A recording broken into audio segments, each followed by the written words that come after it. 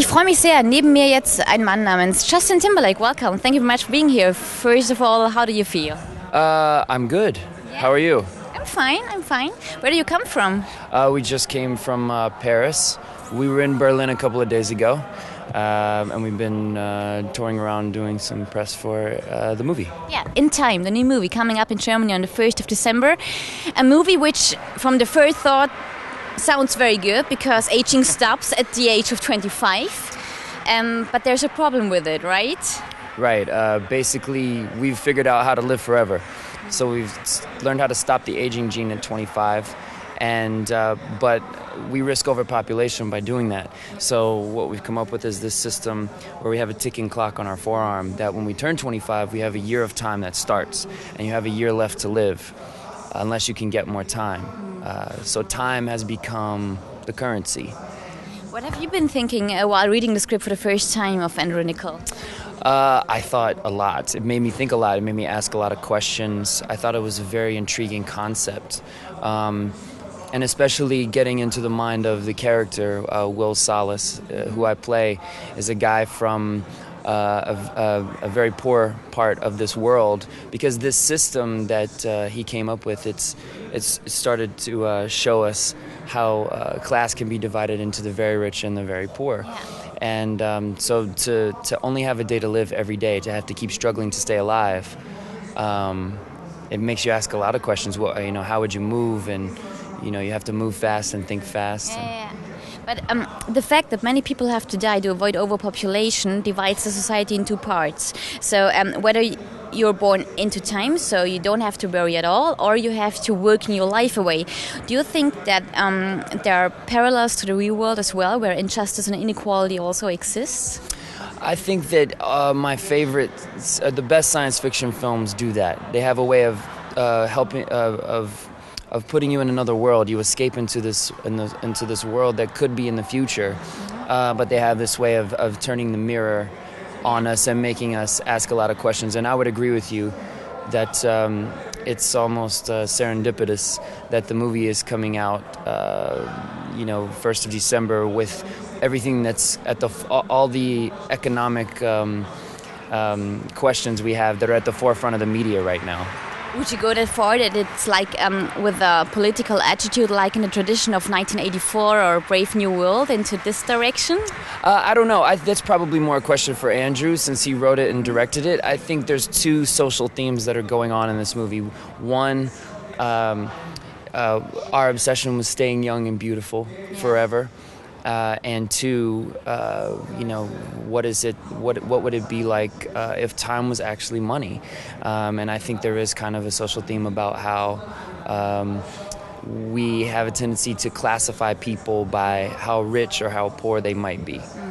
So many people spend a lot of money to stay young. Actually, you turned 30 this year, like I did, and I have to say I really enjoy this age. What about you? Yes, I do. Why? I keep getting the question a lot, would I like it if I stopped aging at 25, obviously promoting this movie. But I honestly, funny enough, for me, from the time I turned 25 until 30, I don't know about you, but for me, I feel like I've learned more in the last 5 years than I did in the first 25. So I'm okay with aging. Yeah. I like this age. Andrew Niccol said you're perfect for this role because you experience so many things and you hardly take one day off since your career began. Do you regret that sometimes, that you were living very fast? I take plenty of time off. Yeah, you just probably don't hear about it because I don't do really anything that interesting. I'm usually just on vacation or I'm not really doing anything that's worthy of. That's what I heard about you. Reporting. Yeah. Yeah, I heard about that. What I was wondering always, if I'm reading a script, I'm always thinking about the rhythm and the tempo of the script because every script has a tempo in some way. Does your feeling and your talent for tempo and rhythm helps you while acting as well? I think there's definitely a rhythm to acting in film, for sure. Especially when you're sharing a scene with someone else. There's a kind of tug of war, push and a pull when you're working with another actor or an actress. And I think rhythm has a lot to do with the way we live life. But with this film, I felt like if it was a song, it was a fast-paced. Yeah. you know, it has a fast-paced rhythm. It's relentless. Which music does Will Salas listening to? When I get to know people, I always want to know which kind of music are they listening to. Let's see. I think my character. I don't think he listens to many slow songs. Yeah, everything has to go fast. Yeah. You know what's funny is like I thought about this world a lot because of having to play this character, and there's no mobile devices, there's no iPods, there's no no one in where Will Salas comes from has time to listen to music.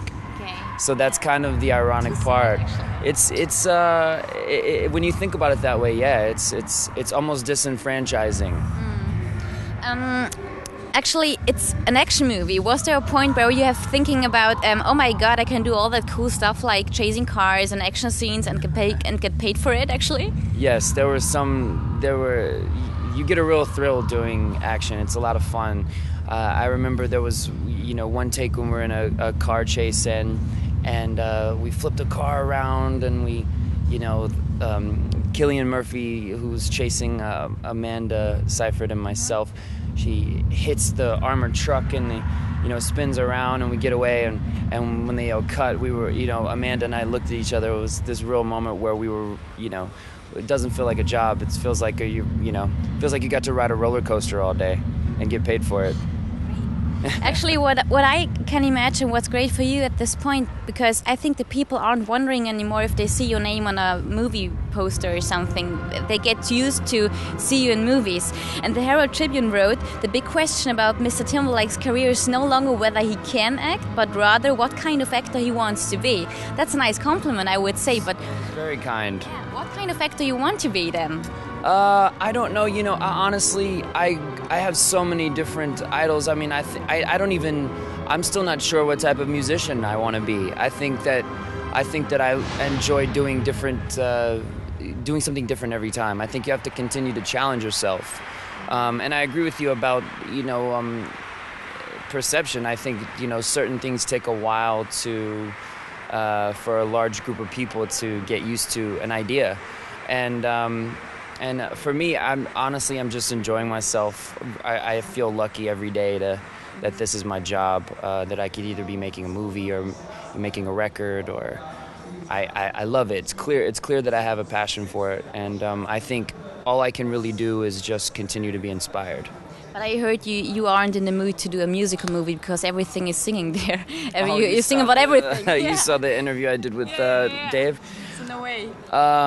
No, we were just making a joke about how funny it is sometimes when people are talking and then all of a sudden they start singing in the middle of a musical. So I said that it would be interesting to try to find a new way. A new way? To do a musical. Which way would that be? I don't know. I'd have to figure it out. Yeah. Maybe next time, like we just heard, that was the noise we were hearing. There was the performance of Batman. Maybe you have to play a superhero next time. Oh, I don't know. I don't know. I wish you all the best for, I don't know, for whatever. And hope to see you. I guess we won't see each other before Christmas and New Year, so happy Christmas and Happy New Year. And see you next time. Merry Christmas. Right. Bye. Thank you.